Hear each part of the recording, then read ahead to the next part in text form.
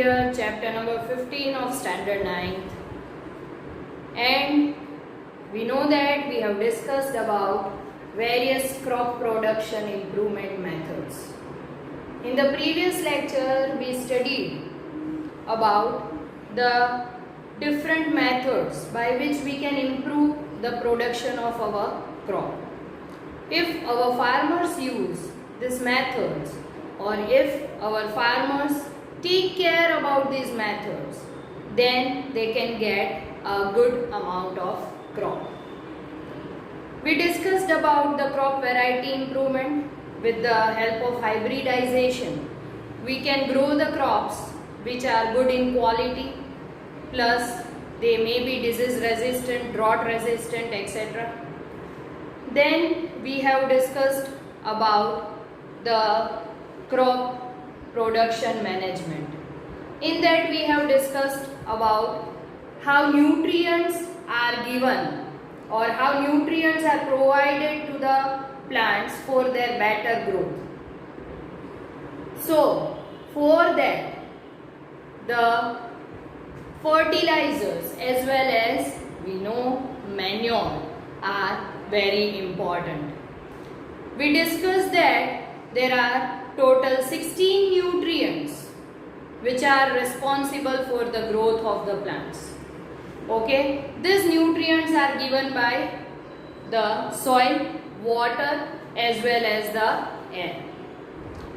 Some nutrients are macronutrients, means they required in good quantity or in large quantity, and some others are micronutrients, means they are required in small quantity, right? So all these nutrients are very important for the growth of plants, and we can provide nutrients to the plants through two things, that is manures or fertilizer.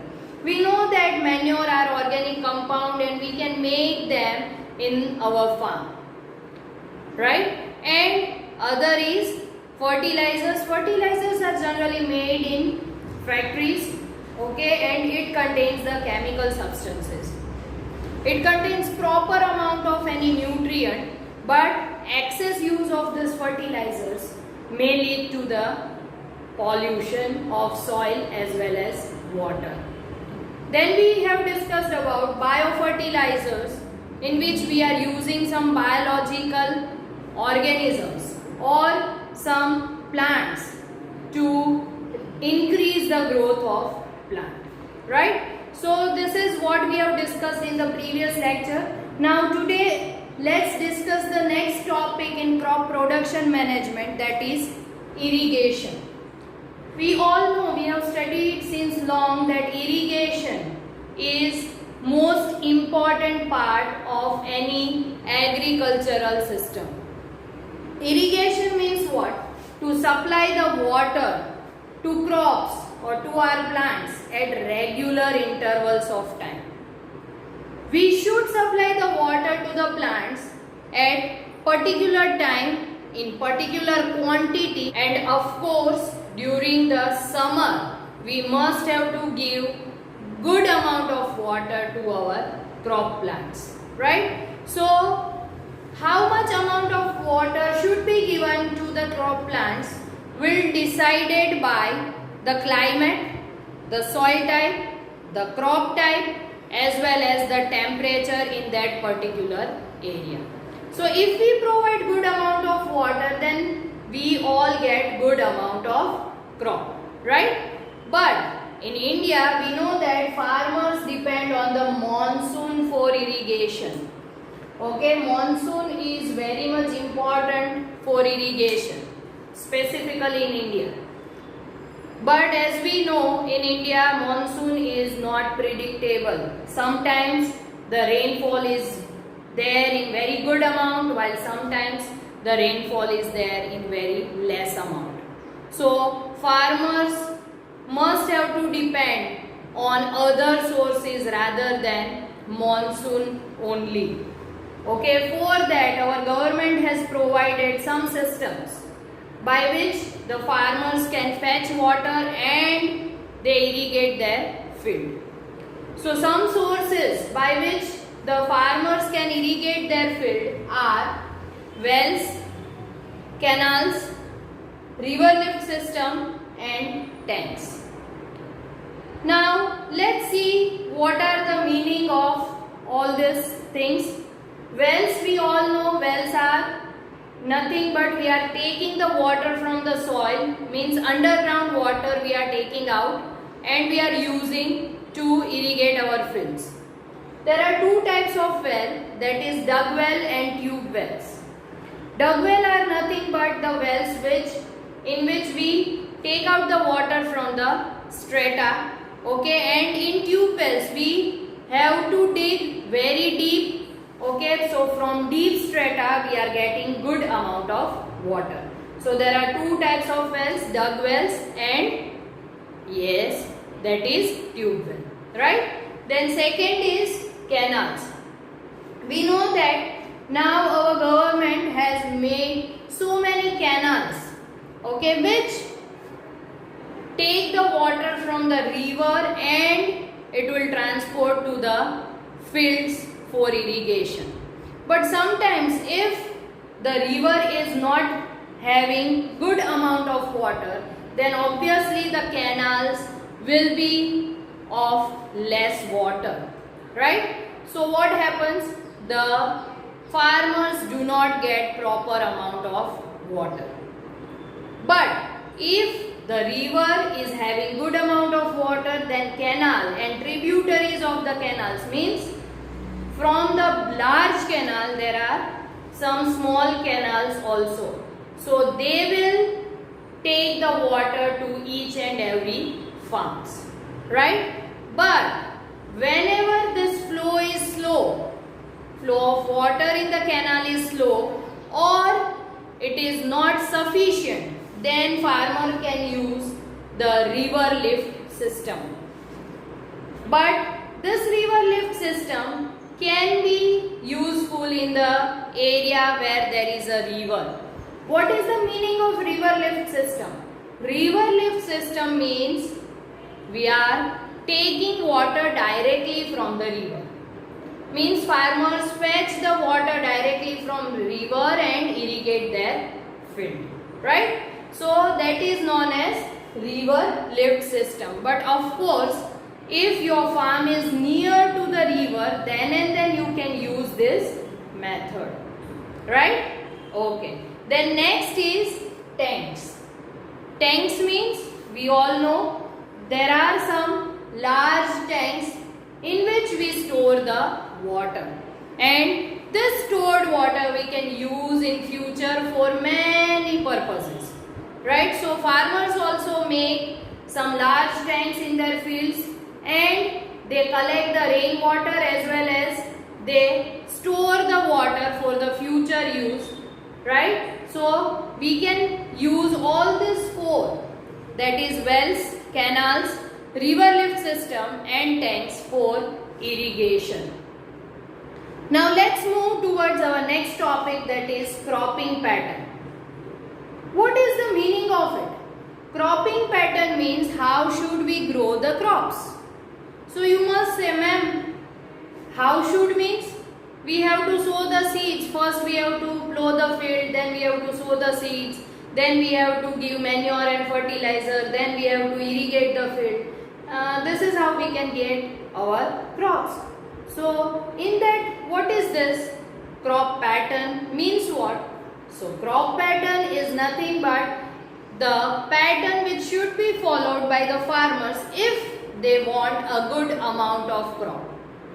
And we all know that all of us obviously need good amount or good yield of crops.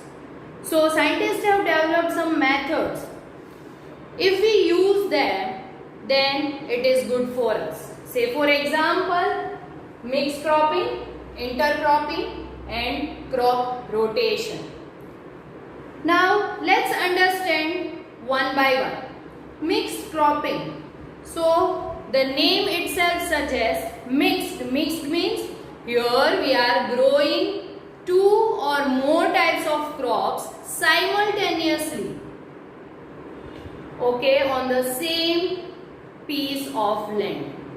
Means, for example, we are growing gram as well as wheat, both together, that is simultaneously on the same field at the same time. So, what is the advantage of this method?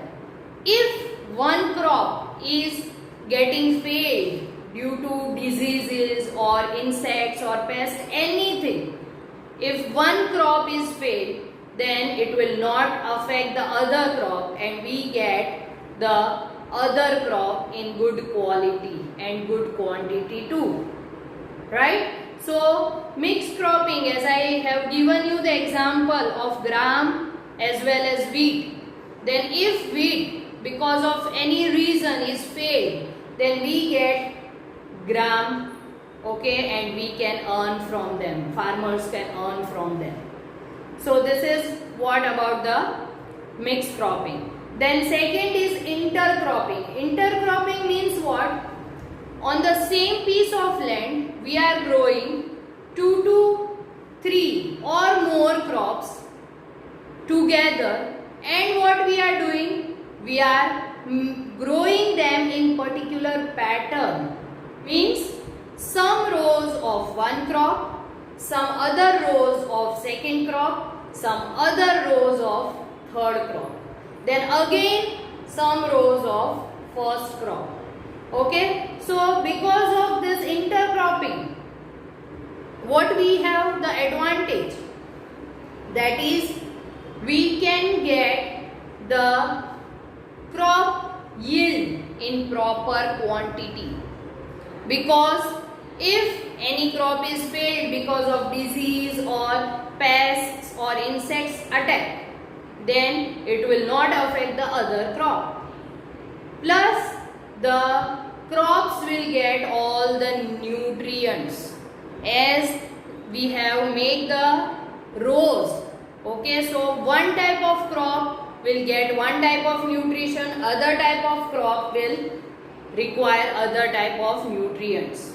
So, we must have to take care that when we are doing the intercropping, the nutrient requirement of the crops must be different. So, they will not compete with each other for the nutrients and they can grow better in the field. Right? So, that is intercropping. And last one is crop rotation. So, the name itself suggests rotation means one after other. First, say for example, I grow the wheat crop in the field. As this wheat crop I harvest, after that I can grow any pulses or leguminous plants. So what they will do? They will take the nitrogen, okay, the bacteria which are there in the root nodules of leguminous plants. They will take the nitrogen and fix it in the soil.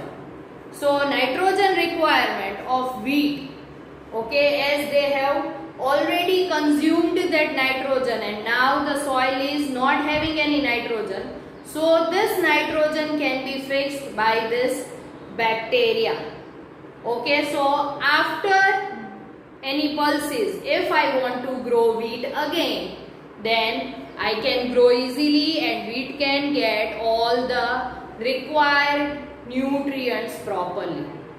Right? So in crop production also, we must have to take care that we have to select the crops which are having different nutrients requirement.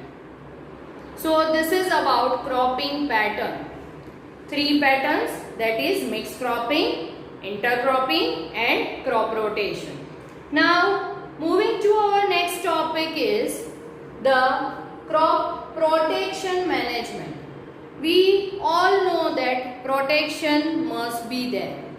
Okay, we should protect our crops from 3 things, that is weeds, insect pests and diseases. Weeds are nothing but the unwanted plants which grow with our crop plants and they compete with our crop plants for nutrients, for space, for air, for sunlight, for water, and they will not allow our crop plants to grow better. So instead of that, if we cut these weeds, if we kill these weeds, then we can easily get our crop plants properly. So for that, weedicides are available. They are nothing but the chemicals which kill the crops and do not harm, which kill the weeds and do not harm our crops. Right? Okay. Then we can also manually cut these crops from the roots. Okay? Cut these weeds from the roots. And we are getting the crop properly. The second is insect pest.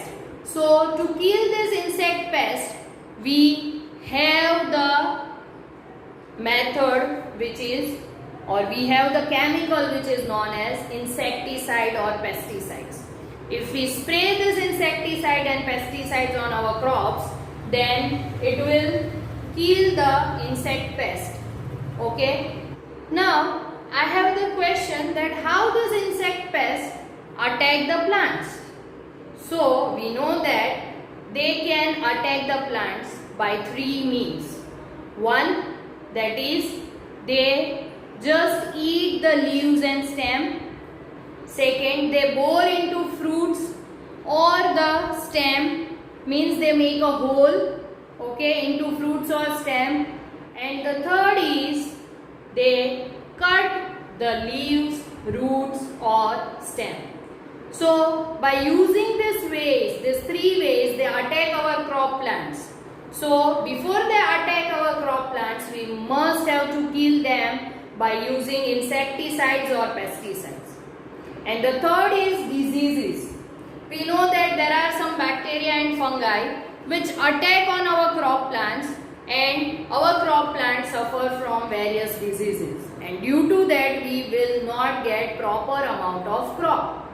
And the quality of crop must get lower. Right? So we must have to protect our crops from all these three things, that is weeds, insects, pests and diseases.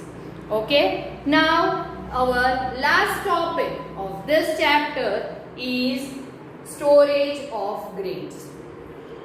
We know that in agriculture all the methods, all the steps must be followed in proper manner. So the last step of agriculture is storage. We must have to store our crops in proper conditions, otherwise it will spoil and the market value of the crop will get lowered. Right? So we must have to take care about the factors which attack the crop plants during the storage, that is biotic and abiotic factors. Biotic means obviously the living factors, that is bacteria, fungi, rats, insects, etc. And abiotic factor means humidity, moisture, temperature, rainfall, etc. So before we store the grains, we must have to clean the room. We can use the fumigation method.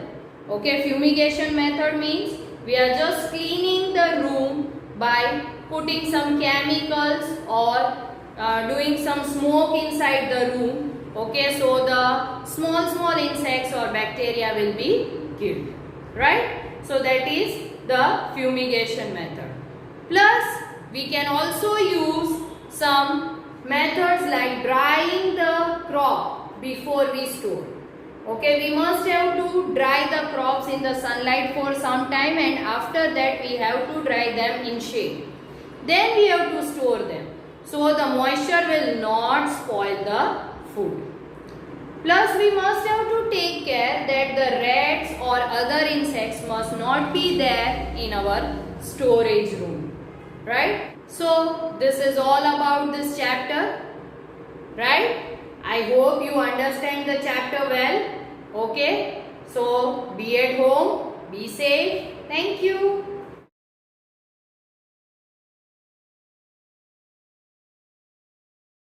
आभार।